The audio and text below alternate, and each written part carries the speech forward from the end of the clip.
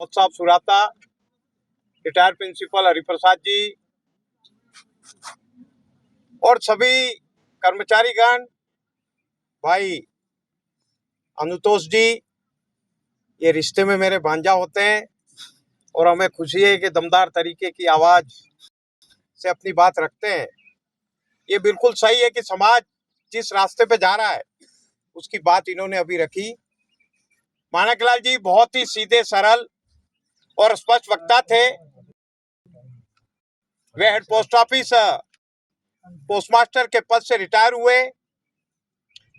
मातोश्री में हमेशा माँ के रूप में इनको देखा। सावित्री देवी, उनकी लोकप्रियता इतनी थी साबला के क्षेत्र में, हम हमारे गांव में हम वार्ड पंच नहीं बन सकते, लाख कोशिश करके भी।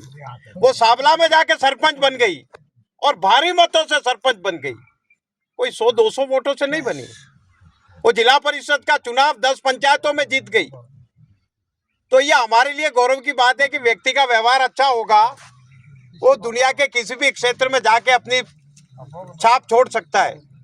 इनका बड़ा पूरा परिवार, भाई इनके 2 बेटे नितेश और भाई दिनेश जी, जिसको बंटी कहते हैं, 3 बेटियां थी, एक बेटी का निधन हो गया।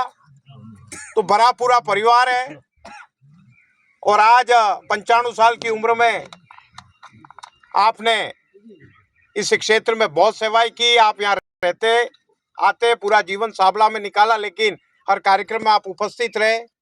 तो मैं तो आज ज्यादा नहीं बोलूं, अभी बहुत कुछ बोल दिया, लेकिन 2-3 बातें कहना चाहूंगा कि एक तो जो भी लोग हमारे शहरों में रह रहे हैं, अब यहाँ का आदमी, रायनी का आदमी जाके सियालदरी में प्लॉट खरीदे तो वो कौन सा अमेरिका में चला गया। दूसरी बात, वो गांव में मकान बनाए, शहर में बनाए, हमें आपत्ति नहीं है, लेकिन तुमको देख के आने वाली पीढ़ी भी यहाँ पर मकान बनाएगी और कम से कम आगे पढ़ने का प्रयास करेगी। लेकिन हमारे लोग तो नौकरी लगी नहीं कि भाग गए। मुझे बहुत दुख होता है इस बात का। जा तो हम भी सकते हैं, लेकिन मेरे को मारावल साहब महल फ्री दे तो भी मैं डूंगरपुर नहीं जाऊं। मैं आपको ये गारंटी के साथ कह रहा हूं। हमको गांव में रहो, हमारी भाभी काकी भाभिया के बीच में रहो। वहाँ आंटी जी आती हैं। अभी मैं गया, मेरे गांव का एक लड़का मर गया, हेमंत दीक्षित, तो उसकी डेथ बॉडी लेने के लिए 15 लोग थे। ये पड़ोस वाला भी ताला लगा के भाग गया, इधर वाला भी भाग गया, कोई पूछने वाला नहीं है। मर जाओ, 15 आदमी रहते हैं, वे काटो में था तो 20 आदमी रहे, इधर टेंट लगा दिया, इधर टेंट लगा दिया और 20 आदमी पगड़ी दस्तूर करके रवाना। कोई मतलब नहीं है।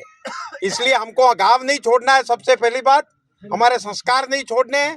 संस्कार छोड़ दोगे तो मुश्किल हो जाएगी। नरेगा का बजट कम है और डूंगरपुर में दारू का बजट ज्यादा है। 2-3 करोड़ की विमल हम पर डे खा जाते हैं। मैं माताओं से निवेदन करता हूँ, मेहरबानी करके आने वाली पीढ़ी को बचा लो। आप इतनी विमल और ये गुटके मत खाओ, अन्यथा हमारी स्थितियां। अभी माया ने बहुत सारी बातें कही, मैं उसकी सारी बातों से सहमत हूँ।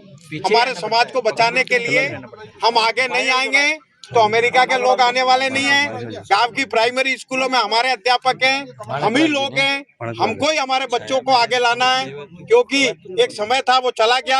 आज ये बच्चे नहीं पढ़ेंगे तो बहुत मुश्किल हो जाएगा। गोली मार देंगे, चाकू मार देंगे। आप रोज घटनाएं देख रहे हो, बेटा बाप को मार रहा है, मार के फेंक रहा है। क्या बिगाड़ लिया हम लोगों ने? कुछ बिगाड़ लिया, जमानत भी हो गई और फिर बाहर आ गया, और जो गवाह बन के गया उसको भी मार दिया। क्या कर लोगे? इसलिए हमारे समाज को आगे बढ़ाने के लिए हमको आगे आना पड़ेगा, थोड़ा समय निकालना पड़ेगा। ये ठेकेदार नहीं है यहाँ बोल रहे, वो कोई तनख्वाह नहीं देता इनको। हम भी आज 4 घंटे से यहाँ बैठे हुए। क्यों बैठे? कि कहीं न कहीं हमारे समाज के बीच में हम जा करके बैठे, वरना मेरे घर पे कूलर चल रहा था, मैं सोया था, घर वालों ने कहा कहाँ गर्मी में जा रहे हो, मैंने कहा जाना पड़ेगा। इसलिए हमारी ड्यूटी बनती है वो हम करें। मैं ज्यादा नहीं बोलते हुए, एमएलए साहब हमारे बीच में युवा विधायक है। मैं तो कभी कभी सोचता हूँ इस उम्र में मैं एमएलए बना होता तो आग लगा देता। यानी कि एक उम्र होती है काम करने की, निष्ठा होती है, और इस उम्र में कोई आदमी यदि किसी पद पे सांसद बने, मिनिस्टर बने, तो कुछ करने की उसके अंदर क्षमता रहती है। एक 58 साल का थानेदार क्या पोस्टमार्टम करेगा? नहीं कर सकता। लेकिन एक जवान युवा में काम करने की कुछ क्षमता रहती है। तो मैं हमारे युवाओं को भी कह रहा हूँ, बुजुर्गों का ठेका नहीं दे रखा है, कुछ युवा भी समाज में आगे आए। वैसे भी तुम कुछ कर नहीं रहे हो, रोज एक्सीडेंट में 10 लोग मर रहे हैं, 10 बहनें मेरी विधवा हो रही हैं, 15 बच्चे अनाथ हो रहे हैं, और इस काटे के बाद इसके आंगन में कोई आने वाला नहीं, कोई आने वाला नहीं। आप भूल जाओ, हम भी नहीं आने वाले हैं, रिश्तेदार भी नहीं आने वाले हैं, और वो औरत कैसे जिएगी वो भगवान जाने, उसके बच्चों का क्या होगा। सरकार ने इतने हॉस्टल खोल रखे हैं, कम से कम उस बच्चों को हम हॉस्टल में रख दें तो वो निकल जाएगा, वो आदमी बन जाएगा। लेकिन इसकी समाज को चिंता करनी पड़ेगी। मैं तो जुलाई में कई बच्चों को एडमिशन कराता हूँ हॉस्टल में, पूछ के कराता हूँ, वार्डन को के कराता हूँ, ताकि कम से कम ये बच्चा पढ़ लिख करके आगे बढ़ जाए। तो हमको समाज में इस रूप में काम करना चाहिए। यही बात कह करके मेरी बात समाप्त करता हूँ। और अभी चपरासी की वांस निकली थी, जितनी विधवाओं ने फार्म भरा वो सब नौकरी पे लग गई, और जिन्होंने नहीं भरा वो रह गई। इसलिए आप जागरूक होकर के समाज को आगे बढ़ाएं। जय हिंद, जय भारत। धन्यवाद मोदी साहब। अब मैं आप सबको 5-7-10 मिनट तकलीफ पड़ेगी हमारे